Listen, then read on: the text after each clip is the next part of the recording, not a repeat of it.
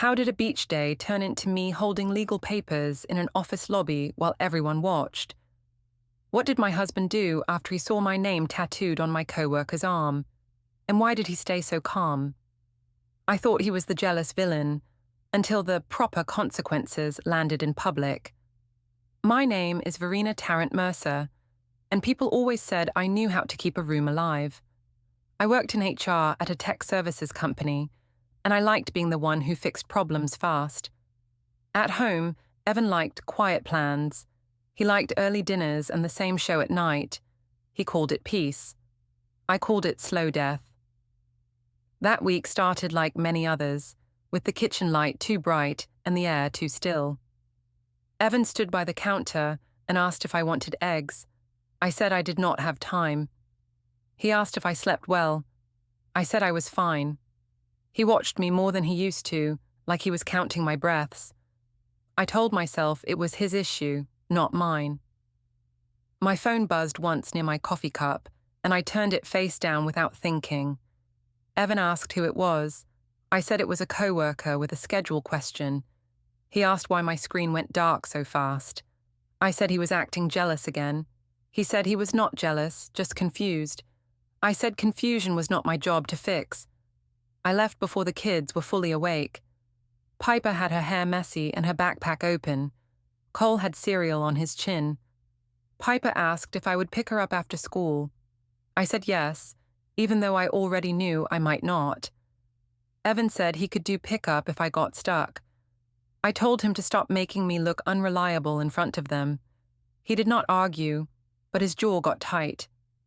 That tight jaw always made me feel like I was trapped, even when he said nothing. At work, the office felt warm and loud in a way that made me breathe easier. People laughed at desks. Someone played music low. I liked being seen.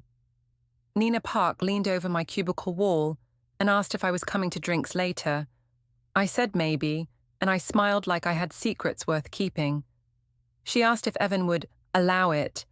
I said Evan did not allow anything because he was not my boss. Nina laughed. I liked that laugh. It made me feel right.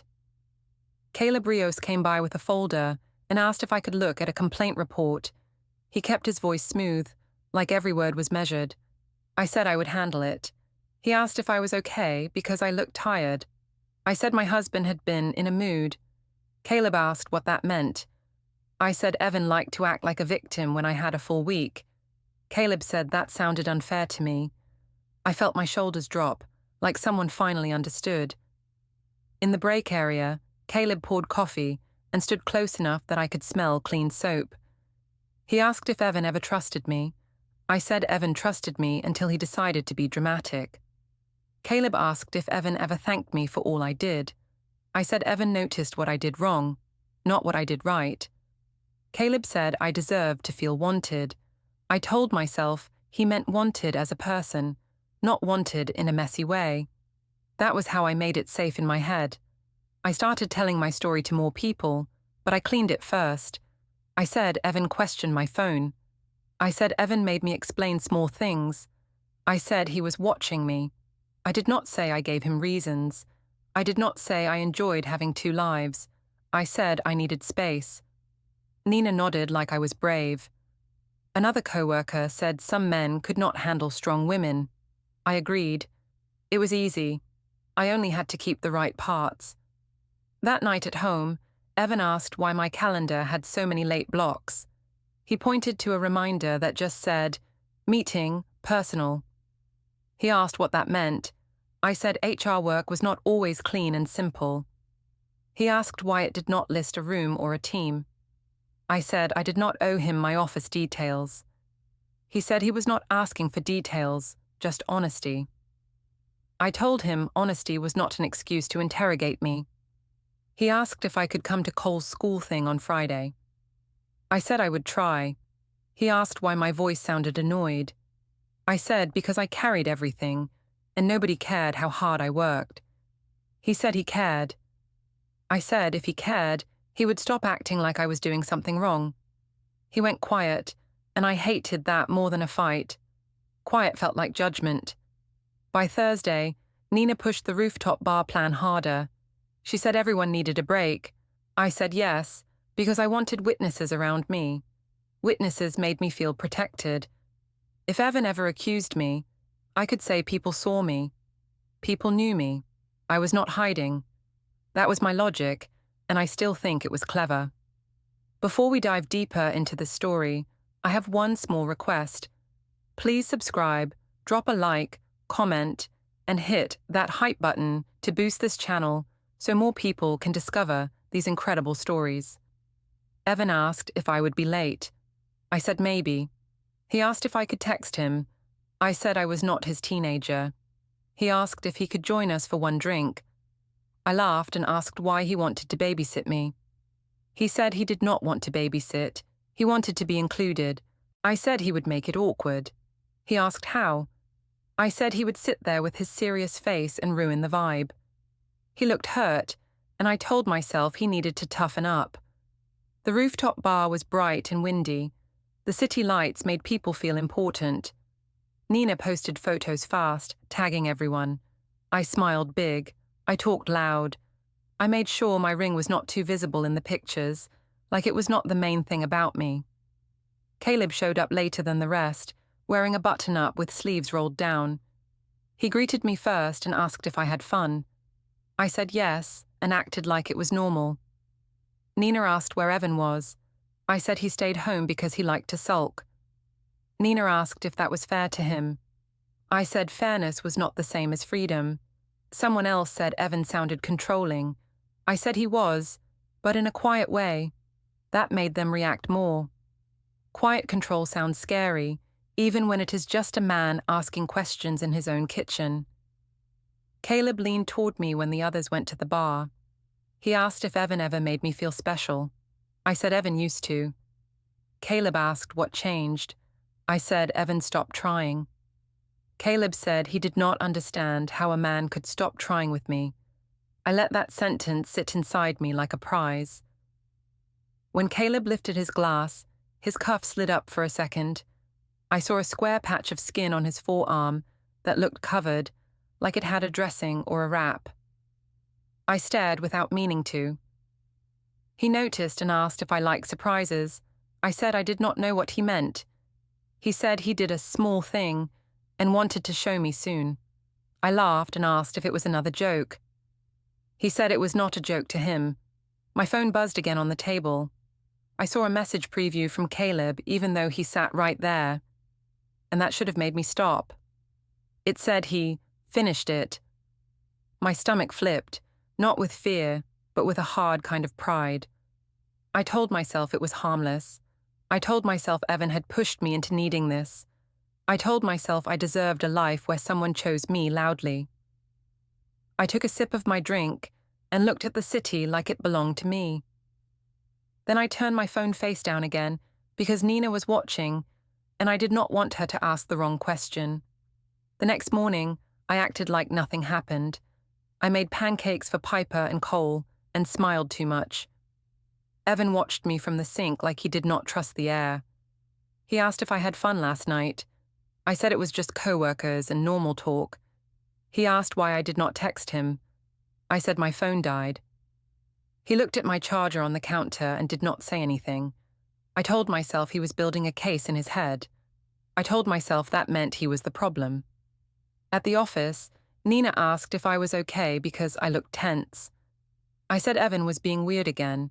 She asked what he did. I said he acted like I had to report my life to him. Nina said that sounded tiring. I said it was tiring, and I said it loud enough for 2 other people to hear. I liked when the room learned my story without me asking. Caleb sent me a message before lunch. He asked if I could meet in the small HR room for 10 minutes. I said yes and told myself it was work. I told myself that even if it was not work, I still deserved a space that felt like mine. I walked past the open desks with my shoulders back. I wanted people to see me as important, not as guilty. In the HR room, Caleb sat close to the table edge, like he was waiting for a decision. He asked if Evan bothered me after the bar. I said Evan tried to act calm, but he was judging me. Caleb asked if Evan ever made me feel small. I said Evan did it in a quiet way, with questions and sighs. Caleb said that was a kind of control. I nodded, because that word made everything easier. Caleb rolled his sleeve up a little, then down again fast. I saw the corner of the wrap on his forearm. I asked what he did to his arm. He said it was nothing serious, just a fresh thing that needed time. I asked why he kept hiding it. He said he wanted me to see it when the moment was right. I said the moment was never right for drama at work. He said it was not drama, it was commitment. I felt a rush in my chest, like I had won something without trying. My phone buzzed again while we talked. It was Evan. He asked if I could confirm dinner plans with his parents on Sunday. I said yes. Caleb watched my face. He asked if I felt trapped by family things. I said family could be a cage if the wrong person held the key. Caleb asked if Evan held the key. I said Evan tried to, but I was not the kind of woman who stayed locked up. After the meeting, I walked back to my desk and made sure my face looked annoyed, like I was dealing with stress. Nina asked what happened. I said HR was a mess, and I was carrying too much. She asked if Evan helped. I said Evan acted like my workload was an excuse to hide something. Nina said some husbands were insecure.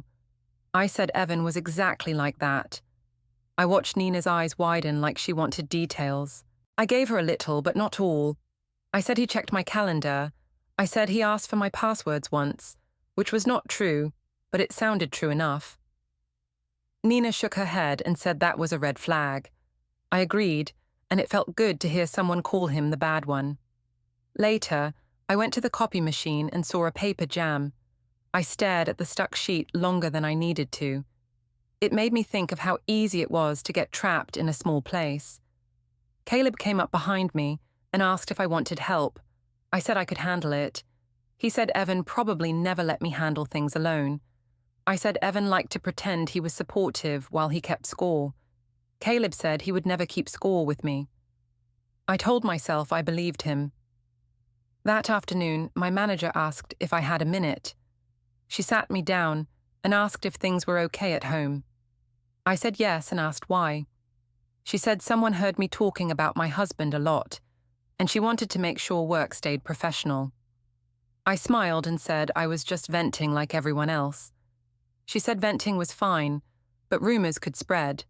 I said I understood. When I walked out, I felt angry, but not at myself. I felt angry at Evan, because I blamed him for making me need to vent. On the drive home, I rehearsed my story. I told myself I was protecting my peace. I told myself Evan pushed me into needing support outside the house. I told myself that if Evan felt embarrassed, it was his own fault for being so sensitive. My thoughts felt clean when I repeated them. At home, Evan was at the table with a laptop open. He closed it when I walked in. I saw rows of numbers for a second, like a spreadsheet, but I did not see the title. He asked how my day was. I said it was long. He asked if I was still going to Sunday dinner. I said yes. He asked if Caleb would be at the beach team day that Nina mentioned online. I said yes, because it was a work event. Evan asked why that mattered to me. I said it did not matter, and he should stop stalking my co-workers' posts. He said he was not stalking. He was seeing what everyone could see. I said that was still creepy. He asked if I wanted to talk about what was wrong between us. I said nothing was wrong with me, and he should stop trying to turn normal life into a problem. He asked what I needed. I said I needed him to stop watching me. He said he was not watching, he was trying to understand. I said understanding was not the same as trust, and he did not trust me. Evan looked at the kids' drawings on the fridge like he was searching for air. Sunday came too fast. At the family restaurant, Ruth and Glenn sat across from us at a long table. The kids coloured on paper menus. Ruth asked how work was going. I said it was busy because I did everything there. Glenn asked Evan about his projects. Evan answered in short lines and asked Glenn a question back. I noticed Evan kept his phone face down, like I did, and it annoyed me. I wanted to be the one with secrets, not him. Ruth asked if we were going to the beach day event. I said yes, and I said it like it was a prize. Evan did not smile. Ruth asked if he was excited. Evan said he was fine. I rolled my eyes on purpose. I said Evan did not like crowds and fun. Glenn looked at his plate. Ruth watched me carefully, like she was learning something she did not want to know. I started talking about boundaries and respect, like I was teaching a class. I said a partner should not control the other partner. I said jealousy was a sign of weakness. Ruth asked what Evan had done that felt controlling. I said he asked too many questions. Ruth asked if questions were the same as control. I said they were, when the questions were meant to trap you. Evan asked if I was saying he trapped me. I said he did, with guilt and silence. Piper looked up and asked why we talked so much about rules. I said grown-ups had grown-up problems. Cole asked if we could get dessert. Evan said yes right away. I felt a sharp sting because he sounded like the calm parent and I sounded like the storm. When we left, Ruth hugged the kids and then hugged Evan longer than usual. I watched that hug and felt anger rise. In the car, Evan asked if I meant what I said at the table. I said yes, because he needed to hear it in front of witnesses. He asked if I wanted to fix this marriage. I said I wanted him to stop acting like he owned me. That night, Evan went upstairs without speaking much. I heard a soft click, like a drawer locking, and then silence. I stood at the bottom of the stairs and told myself he was doing it to scare me. Then I told myself I did not care. But my hand still felt cold when I held my phone. The beach day came on a Saturday, and I treated it like a stage. I woke up early and picked a swimsuit I knew looked good in photos, not just in mirrors. Evan asked why I was dressing up for a work event. I said it was normal to look nice. He asked if he should come. I said he could come if he could behave. He asked what behave meant. I said it meant he should not act jealous or serious in front of my coworkers. On the drive, the kids argued about snacks. Piper said she wanted chips. Cole said he wanted cookies. Evan asked if we could stop at a shop. I said we did not have time, even though we did.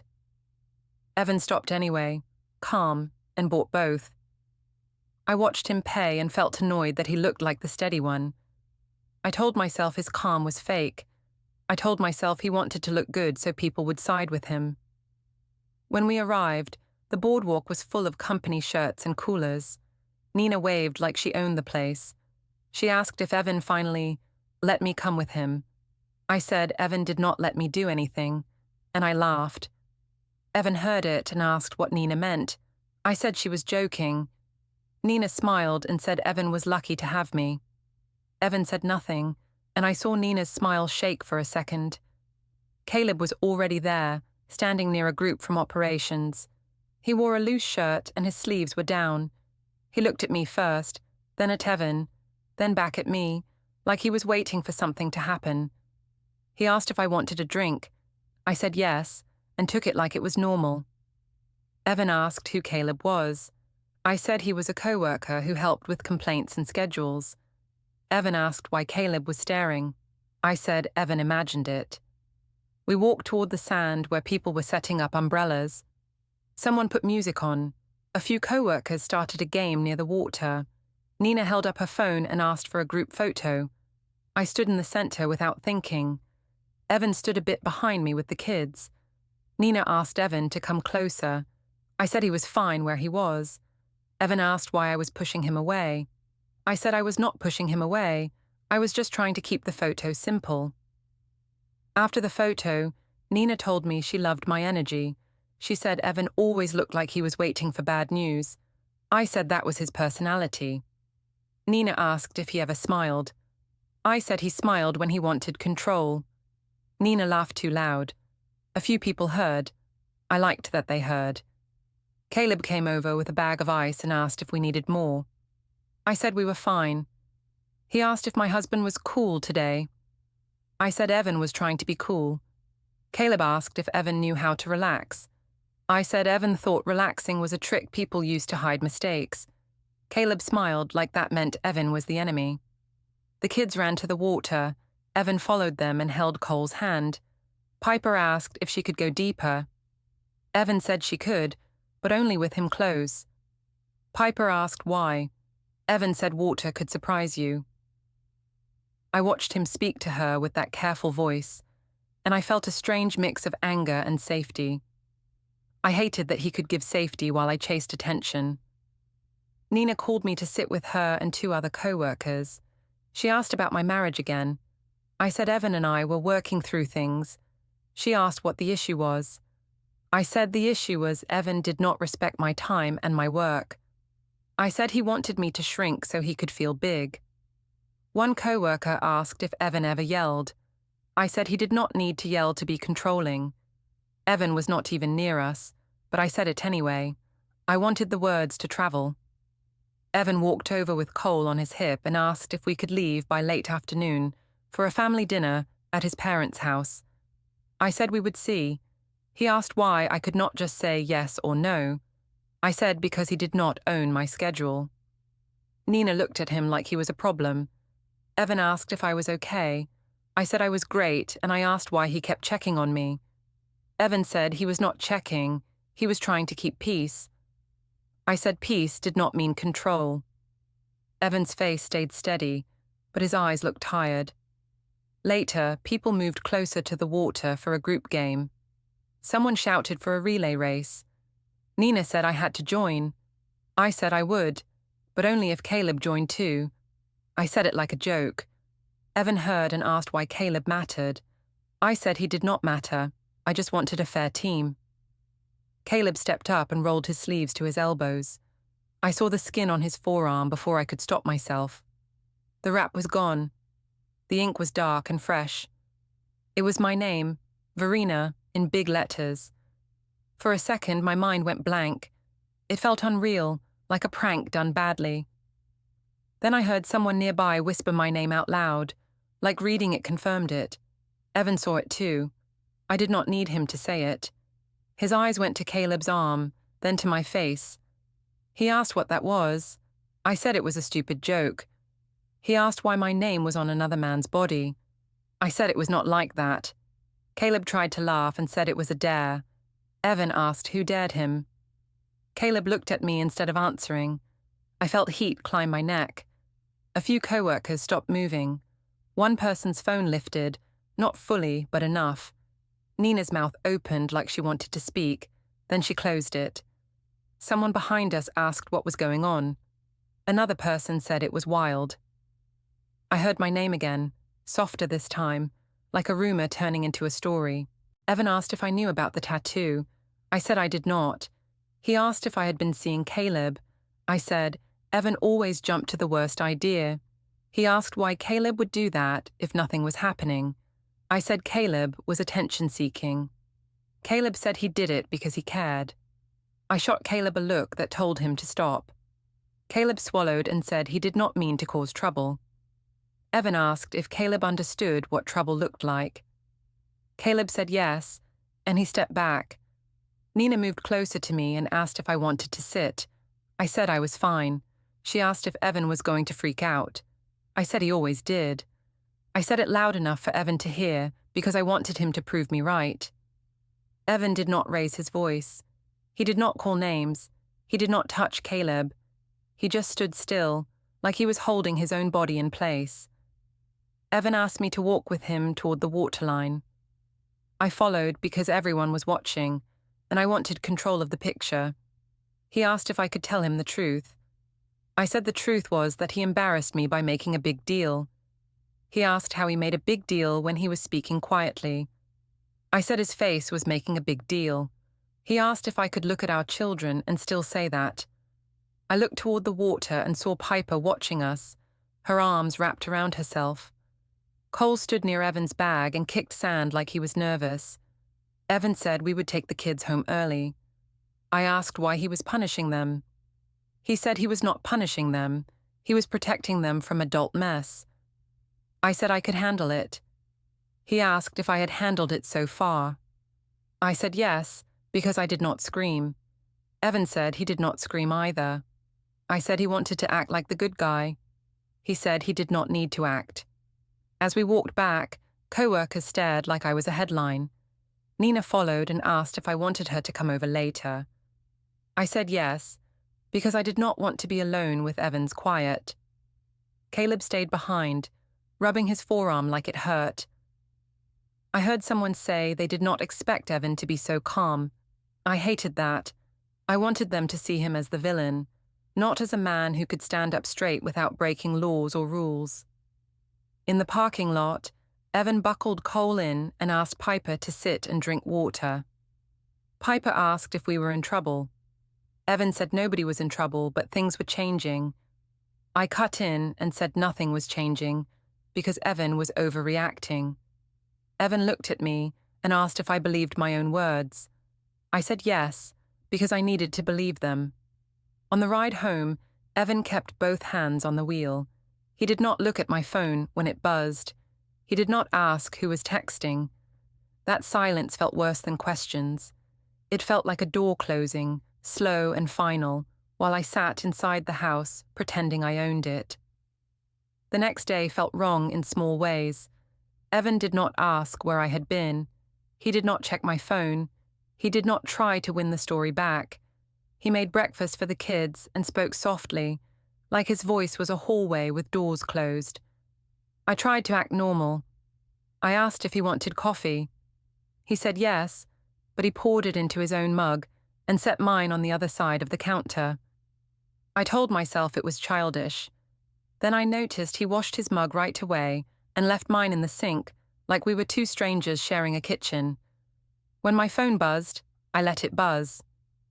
It was Caleb. He asked if I was okay. I did not answer. I wanted to punish him for making the tattoo visible. I also wanted him to chase me so I could feel in control again. That is the part I do not like to admit, but it was true. Evan asked if I could come with him to the supermarket. I said yes, because I did not want him alone with his thoughts. In the car, he kept the radio off. He asked if the kids could stay with his parents for a few hours later in the week. I asked why. He said they liked it there, and it gave everyone space. I said he was trying to take them away from me. He said he was not taking anyone away. He was keeping routines safe. At the supermarket checkout, I reached for my card like usual. The screen flashed, then beeped in a way that made the cashier look away fast. Evan tapped his card and paid without a word. I asked what happened. He said it was a bank thing and he would handle it. I asked why he was handling my card.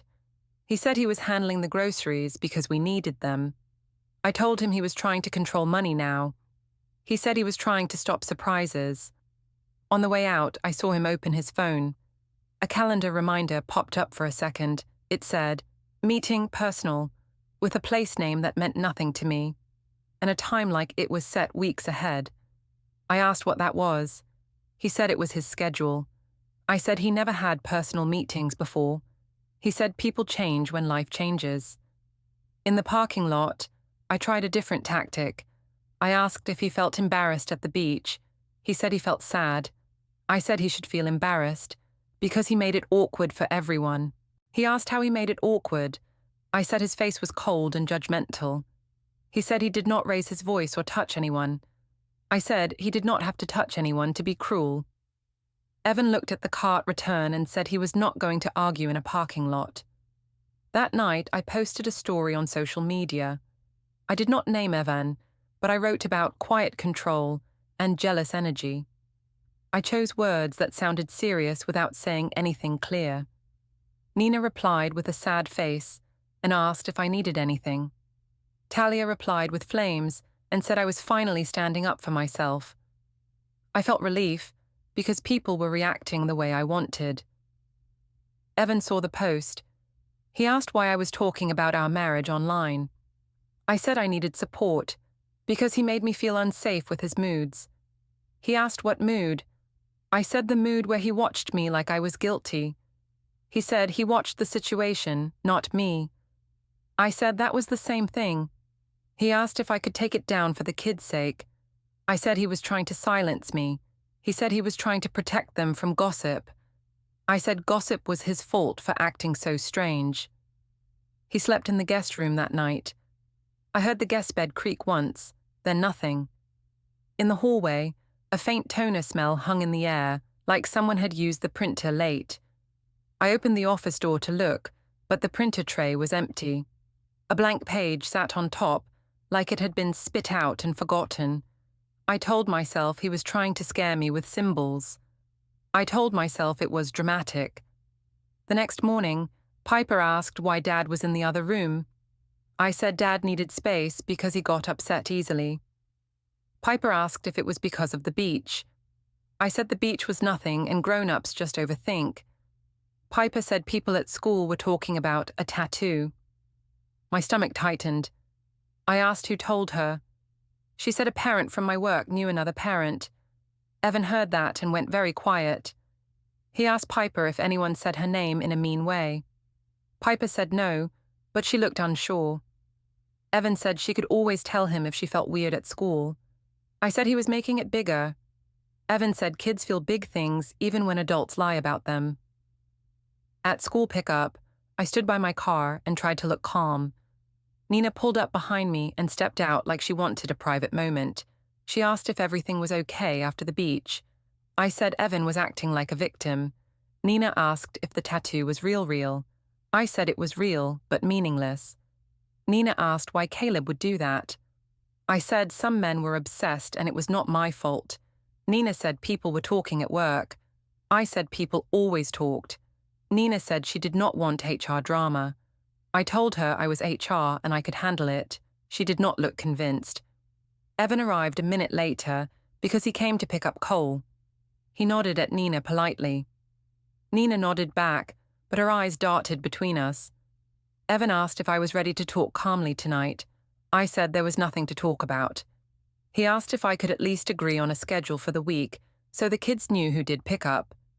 I said he was acting like we were divorced already. He said he was acting like a parent who wanted clarity. At home, I walked into the kitchen and saw a folder on the counter. It was not open. The label said Utilities. Next to it was another folder that said Bank. Evan stood at the sink washing his hands like he had just finished a task. I asked what the folders were for. He said he was organizing household things. I said he never organized before. He said someone had to. I went upstairs and opened the closet where we kept old tax papers. A taxes folder looked slightly thicker.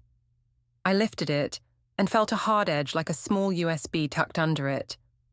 My heart jumped. I did not pull it out. I told myself it was probably work. Then I told myself work did not belong under taxes. That evening, Marjorie called. She asked how I was doing. I said Evan was still punishing me with silence. She said silence was a tactic, and I should not fall for it. She said I should remind him who people liked more. I said everyone saw Evan as weird after the beach. Marjorie said good, and she told me to stay firm. Ruth called later, and her tone was different. She asked if I was safe. I said yes, and I asked why she was asking like that. Ruth said she heard things. I asked what things. Ruth said she heard my name was on a man's arm. I said it was a stupid coworker stunt. Ruth asked if I was having an affair. I said she always judged me. Ruth said she did not want to judge. She wanted the truth for the kids. I said the kids were fine. Ruth said kids were not fine when adults lied. I hung up fast and told myself she had no right. That night, Evan did not come into the bedroom. I stood by the stair landing and listened. From downstairs, I heard a soft beep, like a recording app starting and stopping. Then quiet again. I told myself I was imagining it. Still, I slept with my phone under my pillow, like it could protect me from a silence I could not control. The fundraiser at the community hall was meant to be simple. It was for the kids' school and the neighborhood. There were folding chairs, paper banners, and a long table with cookies. I chose it on purpose because it had witnesses.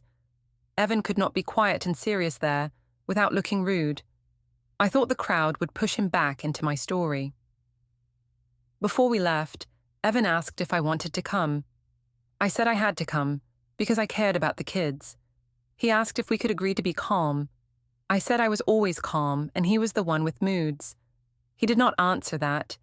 He just checked Piper's jacket zipper and asked Cole where his shoes were.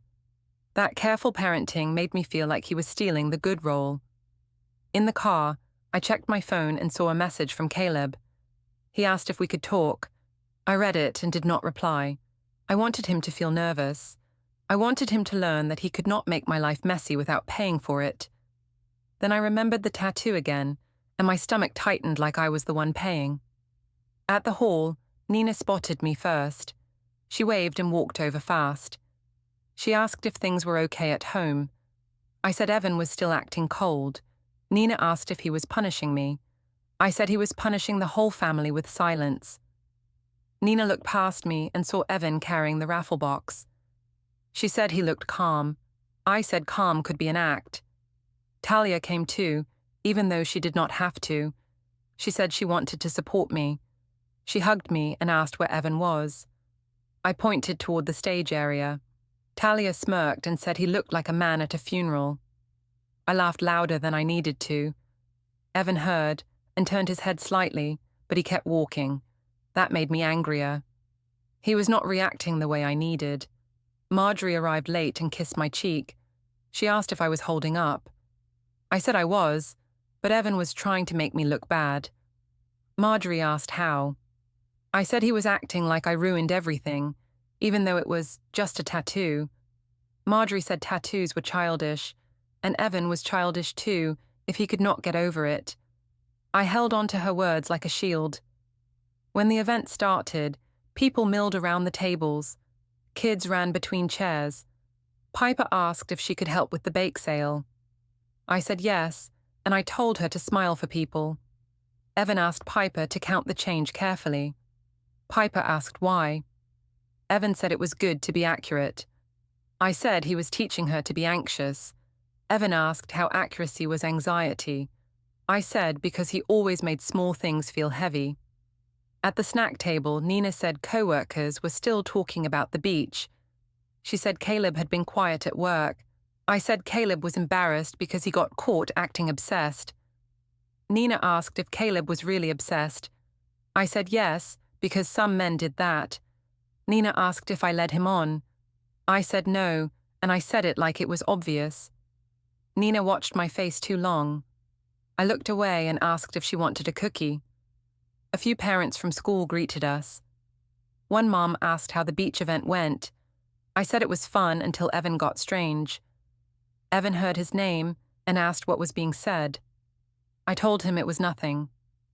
The mom asked if the tattoo story was true. I laughed like it was a silly rumor. Evan asked what tattoo story. I said people exaggerated everything. The mom looked uncomfortable and said she did not want to get involved. I felt heat in my chest.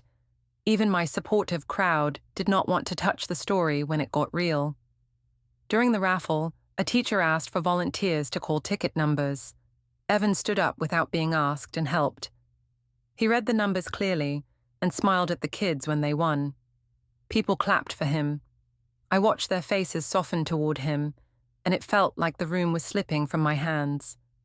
I walked up to Evan and asked if he was enjoying being the hero. He asked what I meant. I said he loved public moments because he could look patient and make me look hard. He asked how he was making me look hard. I said by standing there like a saint. He said he was just helping the school. I said he was helping himself. Talia came over and asked Evan why he was being so distant. Evan said he was focusing on the kids. Talia asked if he was going to forgive Verena and move on. Evan said he was not going to argue with Talia. Talia said he always ran from real talk. Evan said real talk did not have to be public. I jumped in and said he only wanted privacy so he could control the story again. Evan asked if I could stop making everything a performance. I said he was the one acting. Later, when the kids were busy, I tried to corner Evan near the hallway by the coat rack. I asked if he planned to punish me forever. He asked what I called punishment. I said the silent guest room, the money weirdness, the calm face. He said he was not punishing me. He said he was choosing limits. I said limits were just control with a nicer name. He asked if I wanted the truth. I said I already knew the truth, which was that he could not handle a strong wife. He asked if I could hear his truth without twisting it. I said yes, but I did not mean it. He told me he was done debating feelings. He asked for a predictable week for the kids, with clear pickup times and bedtime routines. I said he was treating me like a schedule problem. He said the kids needed structure more than speeches. I said I gave them structure. He asked why Piper started asking if we were breaking.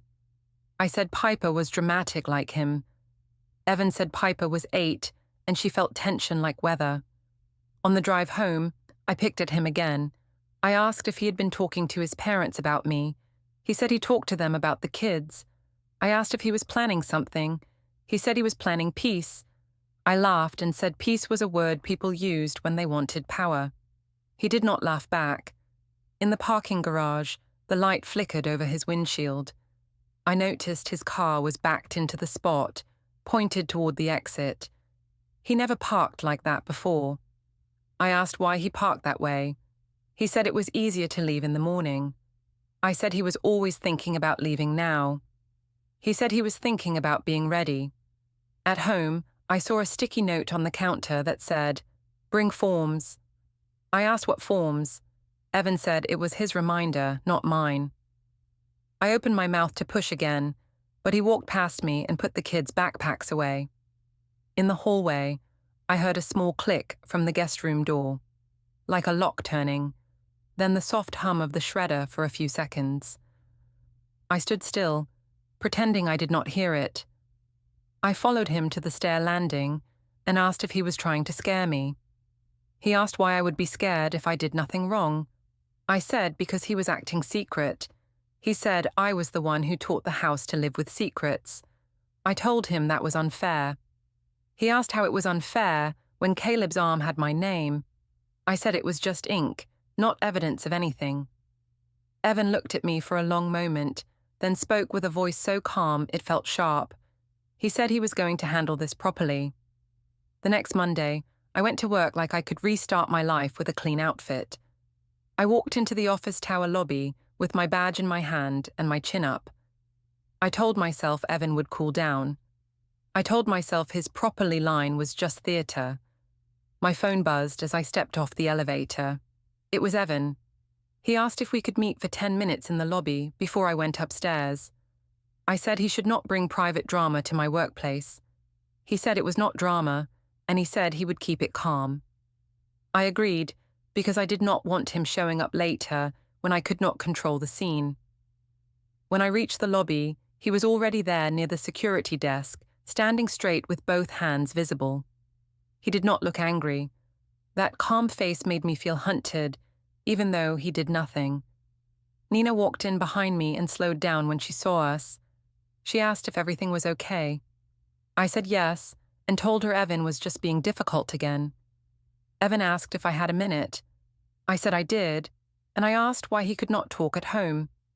He said home was for the kids, and he would not turn it into a fight zone. I said he was acting like a saint. He said he was acting like a father. A man in a plain jacket stepped closer from near the glass doors.